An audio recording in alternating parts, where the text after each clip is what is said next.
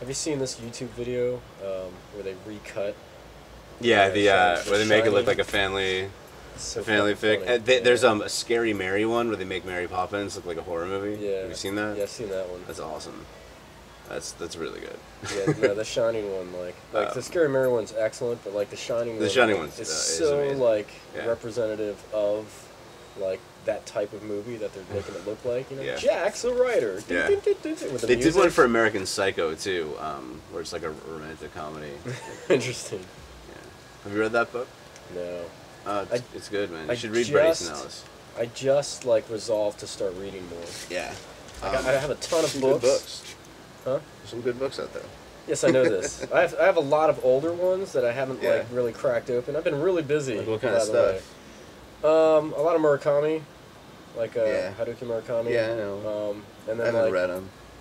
like it's good for like for how I'm perceiving the universe because it's very like compatible with my ideology.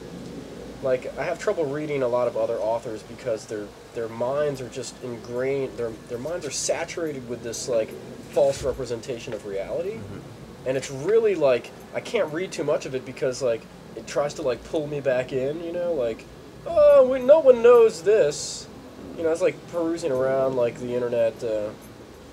Perusing. I was like surfing around the internet looking for something. I guess like new books, new good books or movies or whatever. And I found this book that's like, Who is God or something. And it's like, oh man, that stuff is so old, you know? And so it's like, the way I was going to explain it was like, it's like there's Scarlett Johansson and there's Ryan Reynolds, right? Now in the Control world, they're like famous people and like they're living out their famous lives. And it just seems like, they must just have like a nice life. You know, like going to nice restaurants and like Sure. you know he winds up he goes back to his house with her or they go back to their house and it's the real life adventures of adventures of super beautiful girl and like attractive hilarious dude, right? And then like that kind of breaks down into their own little real life movie, you know? And so like a lot of like what I get at in this or I guess in other projects is that like reality is this weirdo universe where like people are the stars of their own shows, right? And now the way that that breaks down is that like the spirit world is paying attention to these shows like they're soap operas, you know? And so like Scarlett Johansson would have her like spirit powers like kind of enhance and like affect her mind and drug experiences, right? So like if she were in touch with the spirit world and like with drugs and like I guess like this girl that I like knew called it she didn't really call it Wonderland, but she was like I was down that rabbit hole too, you know, like the shapeshifter. You know, I talked to her recently and I'm like, yeah, this is the advanced current state of that world that we were both in, right? Because the way that it played out when I was messing around with this chick was that like we were like two people existing in this world of like magic and gods and stuff and like spearheading it or like steamrolling over everyone, like being like major things in it, right? So it's like she shows up and she's like, hey, I know exactly what's going on, like in your universe and stuff, and I'm totally compatible with how you're perceiving things and your take on reality and stuff, right?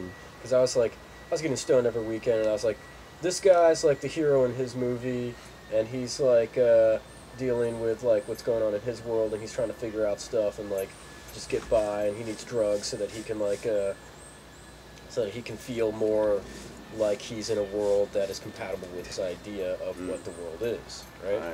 And so like, you know, she was beautiful and everything was like feeling good, you know, like I felt like I was in a nice dream world state and that everything made sense. Yeah. And you know, I was figuring You were in love. I wasn't. No, I was in love with that feeling. It was more like I felt really great. Like I just met this chick the weekend before. Yeah. And it was just like a really great like first meeting. Like we made out and like And she was like, you know, playing with my hair and stuff, you know, the back of my head, and I'm like, perfect, right? And so like it was kind of one of those like magical meetings that like that affected my weed mind state. Oh. And so when she came over to my house and we got stoned on like this weed I was growing, it was like, you know, here's this chick that is totally like down for like getting stoned with me, and like was analyzing things in a way that was compatible with my ideology. She was very much in the world of magic, where I was in the world of like ultimate existence, progressing, I guess. Where I was in a state where I was like existing ultimately, you know, like going for like the real problem. Like even if you exist in a world of magic, there are still like problems that needed to be addressed. And so I was like, you know, stuff about like infinite space and like infinite time, and like also things that that people are unable to do in a world of magic. And so I was like I finally like, you know, met somebody that was existing in that world, but like, you know, I myself was not as into that world as she was. Like she was telling me stuff that she knew about, like about me. You know, she was telling me stuff about me and behaving ways, like asking me who I was, like as if I was like some sort of like undercover like spirit world Goliath. You know. So what happened? She wound up going on a year-long dinner theater tour and didn't want to get involved with me. So like, we just. Is she stopped still seeing on each her other. tour? No, she's in New York now, and like. This was some time ago. Yeah, this was like 2005, 2004. Actually, it was like November 2004 that I met her. Okay. And then we started messing around, and then like she was like, "Yeah, I'm gonna get involved, or I'm gonna be gone for most of next year, so maybe we shouldn't get started on anything because it would just suck then." And I'm like, "Yeah, I totally feel that. I guess I'll see you when you get back, right?" Then like maybe 2 weeks later, I get into it. You know, my friend disappears and reappears in front of me, and I'm like, "Well, I gotta fix the universe, right?" Like, and so like I'm stoned one day during this era, right, where I'm like, Mr. God fixes the universe person, you know, where I'm like, all right, You've won the Secret God contest at this point. on a level, like there were different levels of winning the Secret God contest, like, Yeah. like I feel like I had won it like as soon as like I saw my friend disappear and reappear. Yeah. Because the way I perceived that was reality is broken and I am the only one that can fix it. Because there are no books or fucking self-help tapes or like you know, videos or anything that's gonna help me with reality being broken like that. What about Aleister Crowley? I learned about Book of Lies. Yeah, I haven't read much of his stuff because of The problem with the Book of Lies is you can't just read it. You have to analyze it because the words on the page, like every single thing there is symbolic. Like the amount of words on the page is as important as what the words are, and like the chapter, because each chapter I think is like a page long. Because he's so into numerology, of course. So like the chapter number, and then there's just so many layers. I mean, it's well beyond my understanding in any way. I mean, it's delving deep into several forms of ancient mysticism and numerology and such that it's you know, completely rearranging the entire universe as he saw fit, which is what he, I think, was most talented at. Yeah, like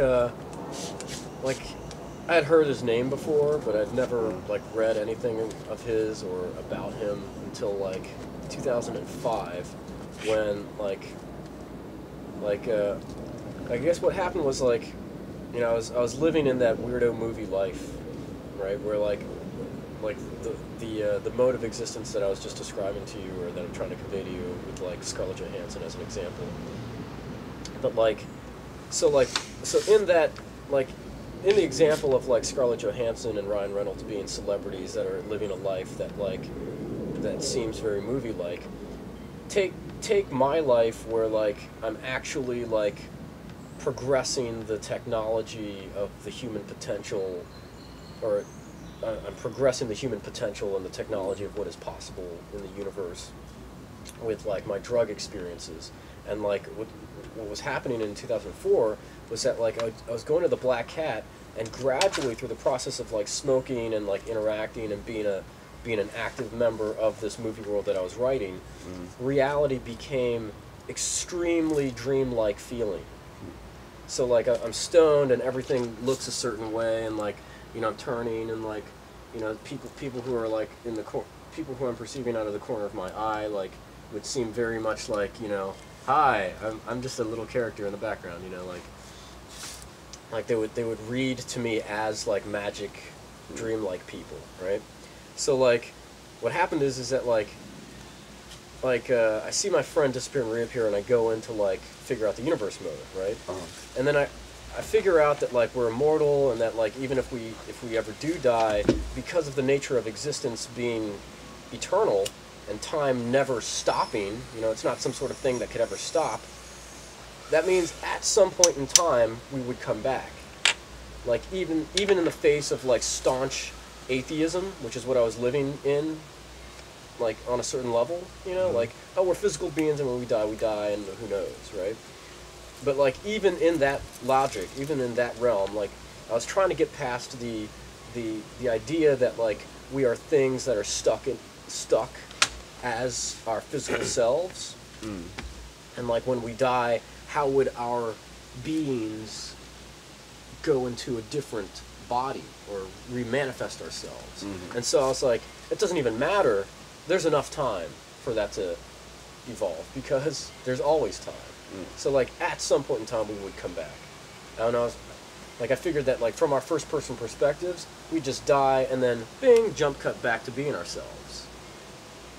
Because in between not being alive and then being able to come back as ourselves again, there wouldn't be any sort of existence, because I was still thinking that like, you know, we would need a functioning avatar in order to operate in the universe. And this is before I realized that people could just be regenerated in the dream world and exist in that realm until they're regenerated in this realm. They can actively participate in trying to find a new body or a new incarnation. So like, so my life becomes like the main like movie, I guess, the master continuity. I kind of take over where like the technology left off. And so like I'm smoking blueberry weed, which was, you know, written about in the Canna Bible as being like this great thing, like the super great weed, and it won like, you know, some contest or whatever. And so like I'm going to these clubs, and like people are acting like very oddly, I guess. They're acting in accordance with what I'm doing, right? So I like walk into the auto bar, and it's like, there's the guy that's like picking apart the puzzle, and he's fixing the universe for us, right? And they all know this because they're like tuned in to the dream world. Sounds very much like an acid trip. Yes, it felt like that, but balanced perfectly. You know, an acid trip, but where it like none of the discordance. Right, like I feel like the thing with like acid and absinthe and like and all drugs that kind of wind up in you like you know, being passed out somewhere like naked, like, oh, what happened? Like I feel actually have a great acid story that ends just like that. Right. Woke up in a hospital with a John Doe bracelet. Nice. Yeah, it was not necessarily nice, but it's certainly an interesting story if you'd like to hear it. It's was the wildest acid trip I ever had, and I had hundreds of acid trips. Awesome.